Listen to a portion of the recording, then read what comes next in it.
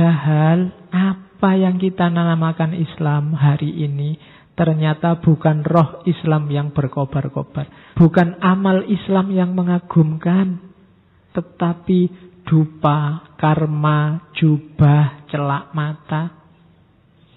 Siapa yang mukanya angker, siapa yang tangannya bau kemenyan, siapa yang matanya dicelak dan jubahnya panjang, siapa yang menggenggam tasbih yang selalu berputar, dialah yang kita namakan Islam. Kita hanya lihat kulit. Islam yang paling serius di kepala kita adalah yang pakai jubah, pakai surban, matanya pakai celak, jubahnya panjang, mambu kemenyan. Astagfirullah.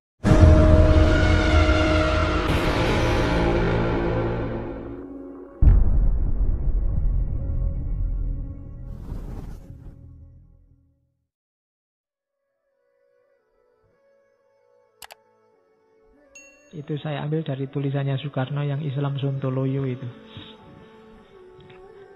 Kita lebih sering gegeran hal-hal sepele.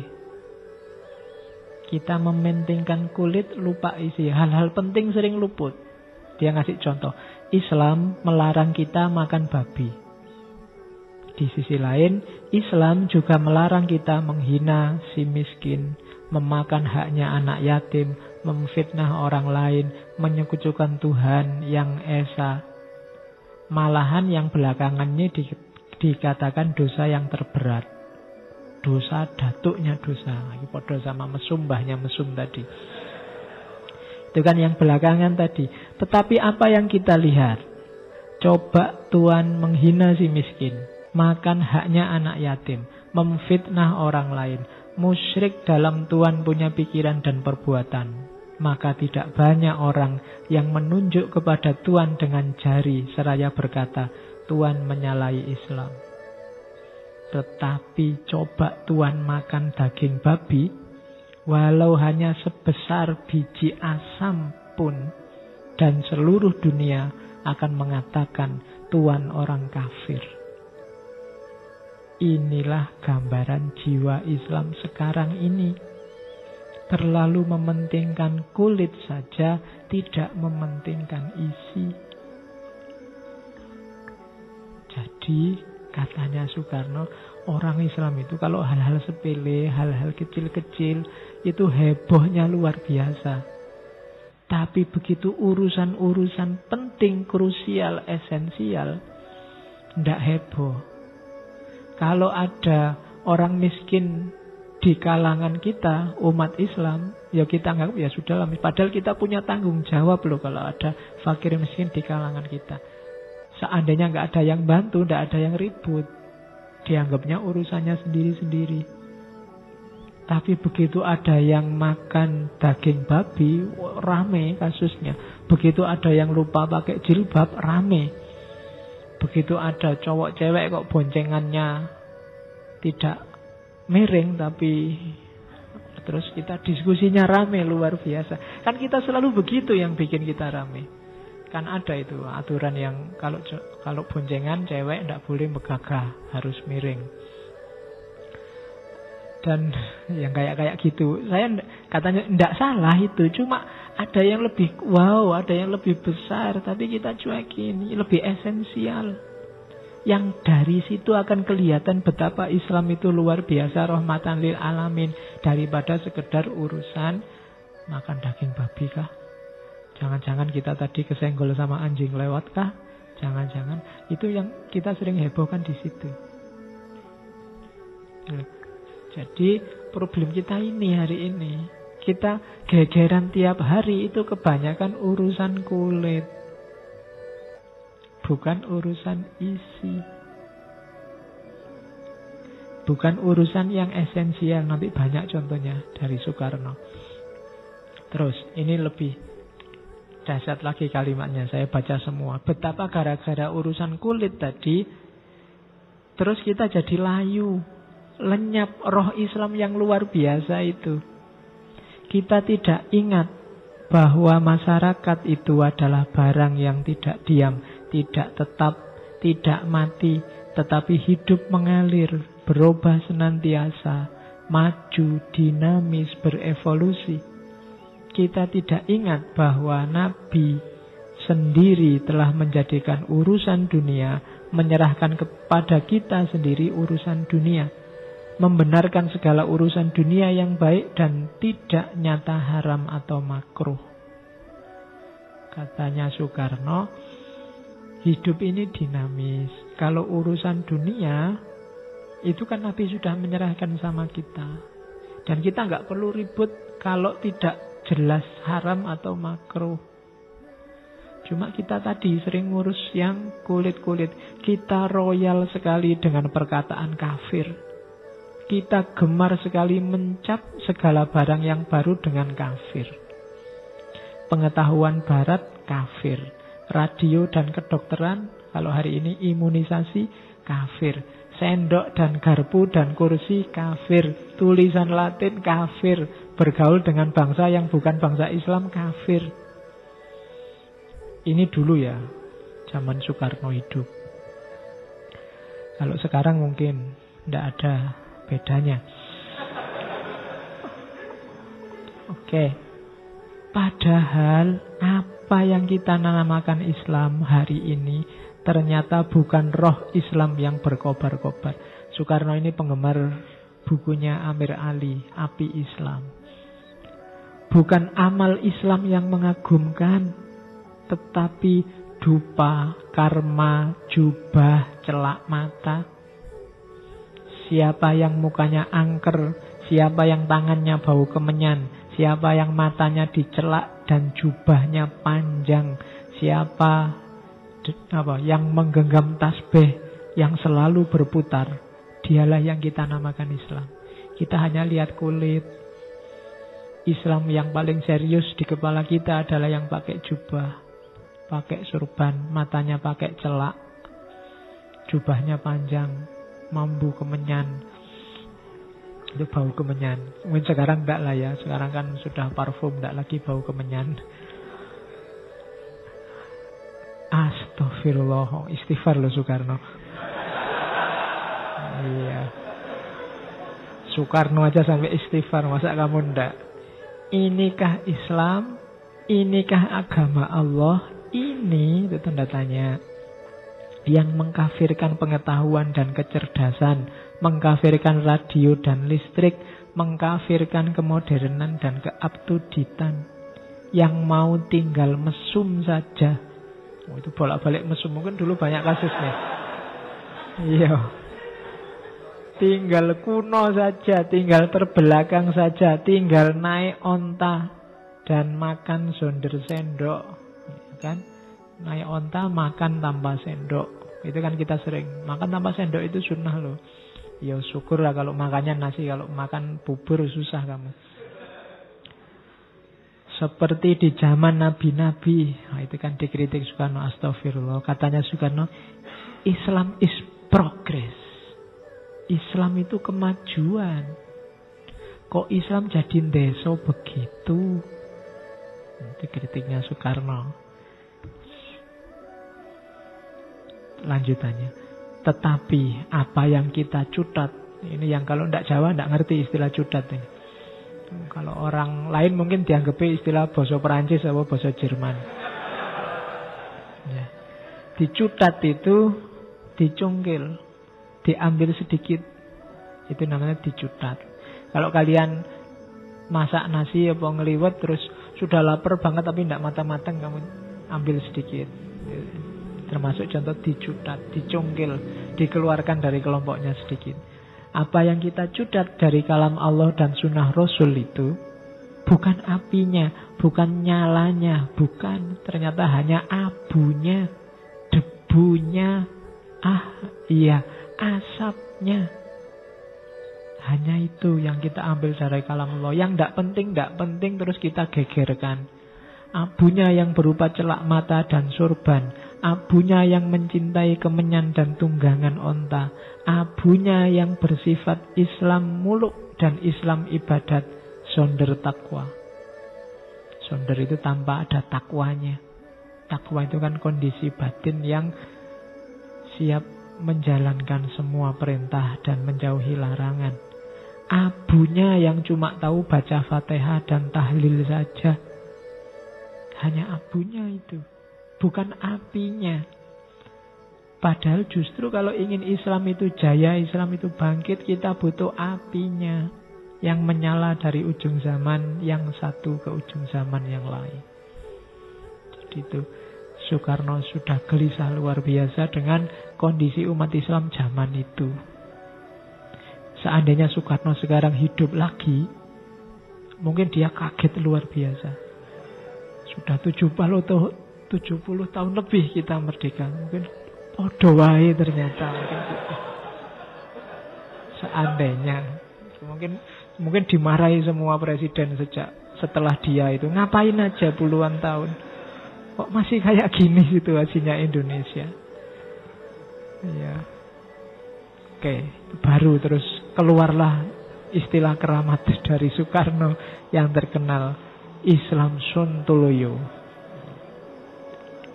Jadi ini salah satu tulisannya judulnya Islam Sontoloyo. Ini dia marah luar biasa ketika ada kasus seorang guru atau kiai yang mencabuli muridnya. Ya, ustadz mencabuli jamaahnya. Nah, cuma karena kiai ya pinter ya, dia bisa nyari dalil dan sah. Ada dalil fikihnya, ada Quran hadisnya yang ditafsir sesuai kepentingannya, meskipun jelas-jelas itu salah. Itu yang disebut oleh Soekarno Islam Sontoloyo. Wong jelas kepentingannya jelek itu loh, masih bisa nyari dalil. Sama kayak kamu pacaran terus pakai dalil waja'alnakum su'uba wa qabaila lita'aruf. Ini dalam rangka kita saling mengenal, Pak. Itu bahasanya Soekarno Islam Sontoloyo.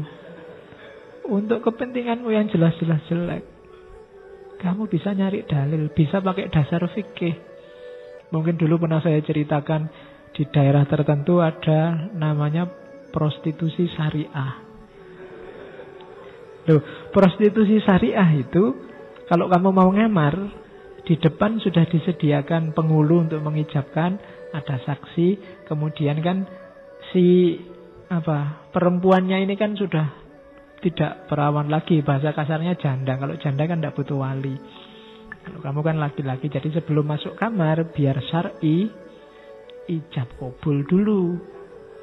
Saya nikahi kamu, lu ada penghulunya, ada saksinya kan sah. Kan kalau janda tidak butuh wali. Sah, kalau sudah sah silahkan masuk kamar, halal itu. Nah, besok pagi saya ceraikan engkau, nanti saya mau nikah sama yang lain, ganti kamar misalnya. Nah, iya kan? Loh itu secara fikih kan sah, wong syaratnya kawin memang itu. Mempelai laki-laki, perempuan, ijab kabul, saksi.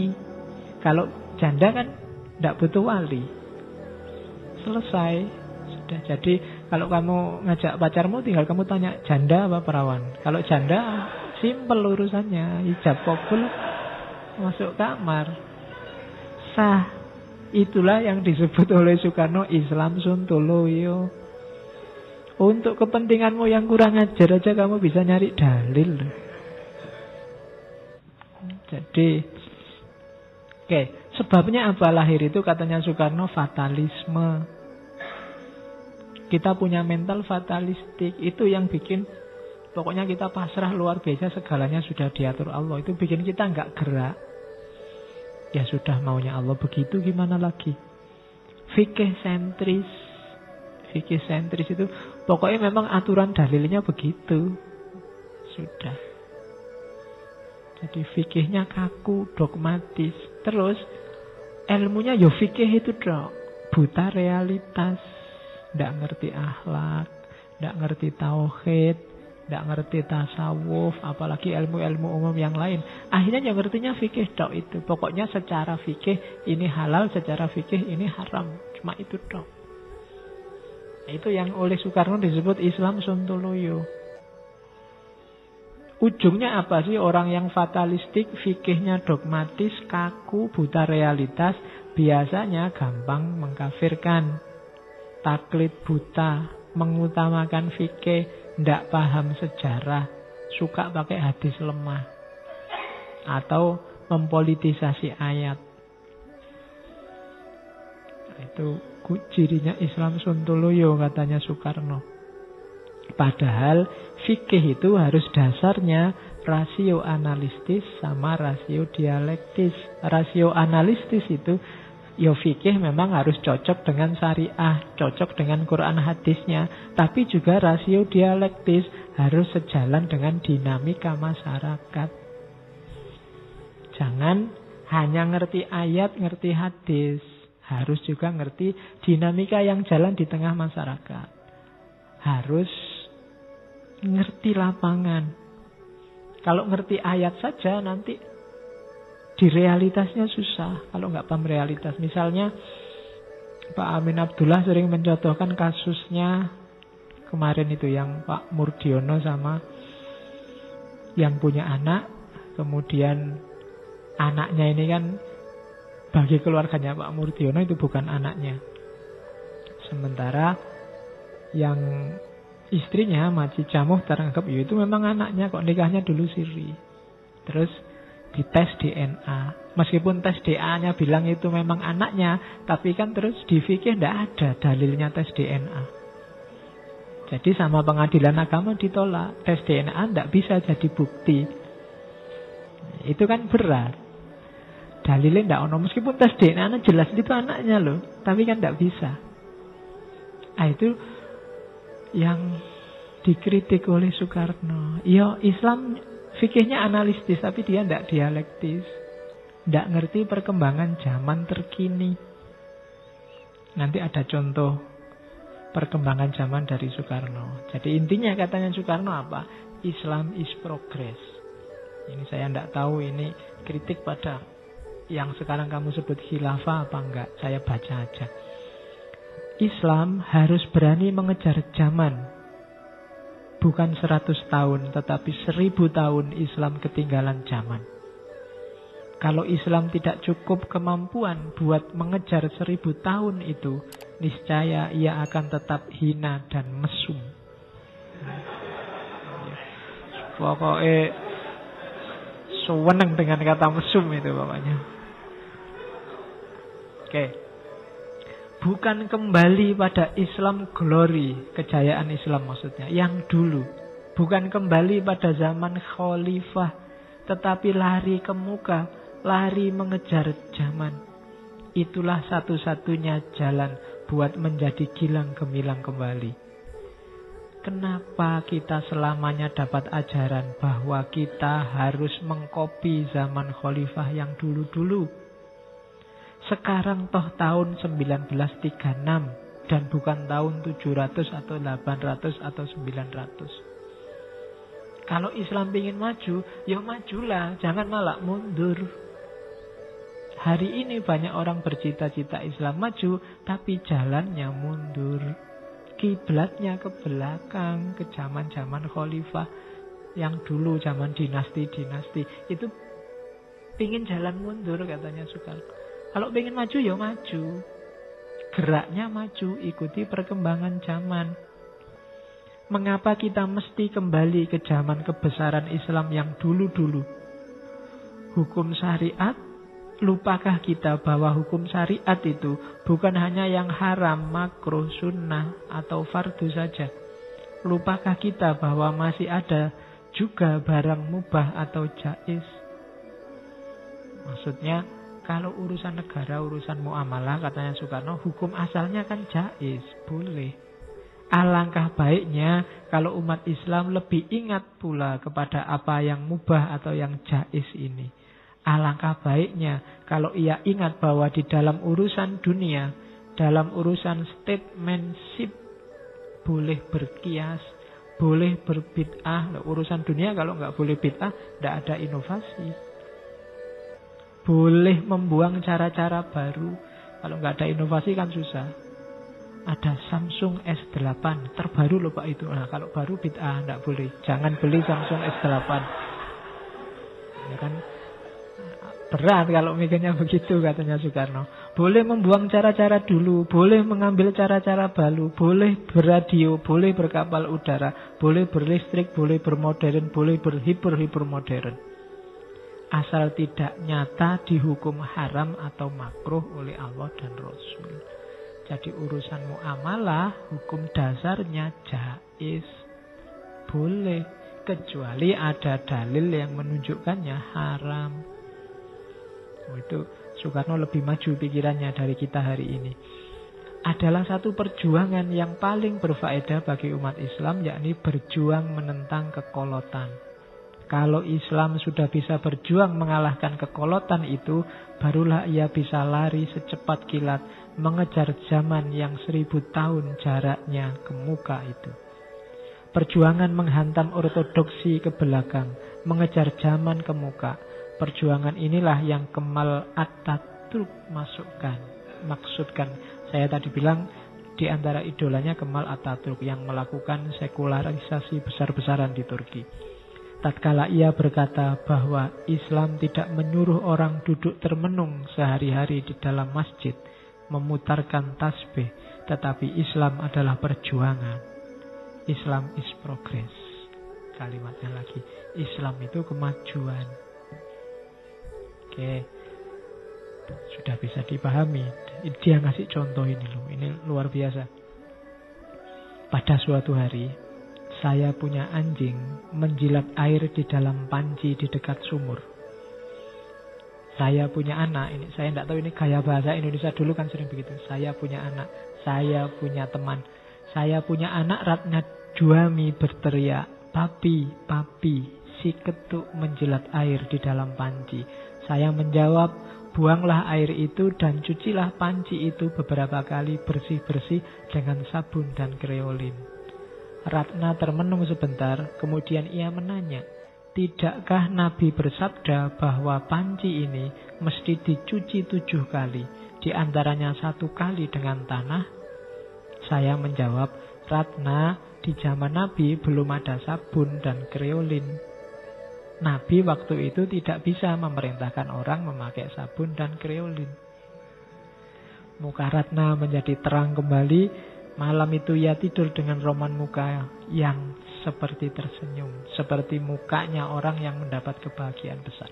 Oh, ini bagi saya luar biasa kalau hari ini tetap dimarahi orang banyak. Ya. Tapi sebenarnya kalau wawasanmu luas, pandangannya Soekarno ini tidak sesuatu yang baru luar biasa. Mencuci najisnya anjing dengan tanah itu ya ikhtilaf di kalangan ulama. Nanti yang ngaji Kifayatul Ahyar mesti ketemu. Sifatnya ikhtilaf. Ada yang bilang harus pakai tanah. Ada yang bilang tidak harus. Kayak wudu itu, istinja itu kan pakai batu, tapi tidak harus. Kalau ada gantinya ya boleh. Ada yang bilang selama masih ada tanah harus pakai tanah, tapi kalau tanah susah dicari, sekarang kan tanah mahal. Ya. Kalau susah nyari tanah, maksudnya sekarang kamu hidupnya di hotel apa di mana? Kalau di kota-kota besar hari ini kan semuanya sudah di paving, sudah di itu, susah nyari tanah. Itu boleh. Ada ulama yang bilang boleh diganti ndak tanah, tapi yang sifatnya sama kayak tanah membersihkannya. Itu mungkin Soekarno pakai ini. Toh sabun sama kreolin bisa. Terakhir ada yang bilang kalau ditakutkan pakai tanah merusak yang dicuci, ndak pakai tanah ndak apa-apa. Misalnya kalian bajumu sudah jelek, tipis, dicuci pakai air berapa hari bubar, pakai tanah lagi. Itu bisa sobek semua bajumu. Itu ndak pakai tanah juga ndak apa-apa. Lo ikhtilaf lo di kalangan ulama. Makanya saya sering tekankan, tambahlah ilmumu biar ndak gampang ngamuan. Ini kamu membaca Soekarno tadi awalnya kan kayak kaget loh, masa boleh diganti, itu kan fikihnya. Ndak, ikhtilaf di kalangan ulama. Ya monggo kamu mau ambil yang mana asal tahu dasarnya, kan itu. Oh, itu Soekarno lebih maju berarti dari kita. Termasuk kalian yang tadi kaget, masa boleh. Meskipun ini nanti didebat luar biasa oleh Pak Nasir. Kapan-kapan kita ngomong beliau tentang Pak Nasir. Jadi itu contoh Soekarno. Saya tidak tahu anjing itu nasibnya malang sekali. Kalau di kampung saya ada anjing masuk. Di Mojokerto itu bisa keluar sudah innalillahi. Padahal dia mungkin tidak salah apa-apa. Oke, saya ingat ceritanya Abu Yazid Bustami itu kan. Satu ketika dia pakai jubah mau ke masjid, ada anjing hitam datang mendekat ke dia. Langsung jubahnya diangkat. Nanti kalau kesenggol anjing gawat. Jubahnya diangkat. Begitu jubahnya diangkat, ada suara, "Wahai Abu Yazid Bustami, badanku kering dan aku tidak akan nyenggol dirimu. Kok kamu ngangkat jubahmu itu?" Abu Yazid Bustami heran, "Ini suaranya siapa? Jangan-jangan suaranya anjing." "Oh iya, suaranya anjing." "Apa maksudmu, Su?"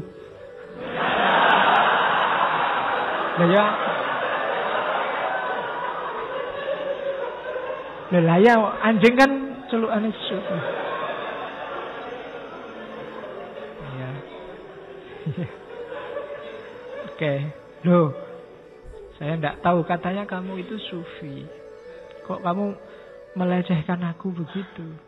Merendahkan aku, merasa lebih tinggi daripada aku. Seandainya kamu tak senggol sekalipun, kan urusannya selesai dengan kamu cuci pakai air yang ketujuh dengan tanah. Tapi hatimu yang merasa lebih tinggi, merasa lebih mulia, yang gak mau deket-deket sama aku, itu lebih susah membersihkannya. Wow, itu kamu dinasehati oleh anjing sekarang. Ya. Oke. Oh, itu Abu Yazid Bustami. Jadi ya memang mungkin anjing itu haram. Beberapa ulama meskipun memperselisihkan bagian mana yang haram, tapi tidak harus dibenci. Tapi banyak orang yang membenci tanpa alasan. Babi juga haram, tapi tidak harus kamu benci babi. Ya bahwa jangan makan babi, kan urusan selesai. Jangan deket-deket sama anjing biar nggak dijilat, urusan selesai. Kalau terpaksa kejilat juga tidak masalah. Kamu bersihkan 7 kali pakai air yang ke-7 atau yang ke-8. Karena ini juga istilah, ada yang bilang ke-7, ada yang bilang ke-8, pakai pasir. Wong di Indonesia air dan pasir tidak beli. Tapi kebencianmu dalam batinmu itu kotoran. Nah itu sufi.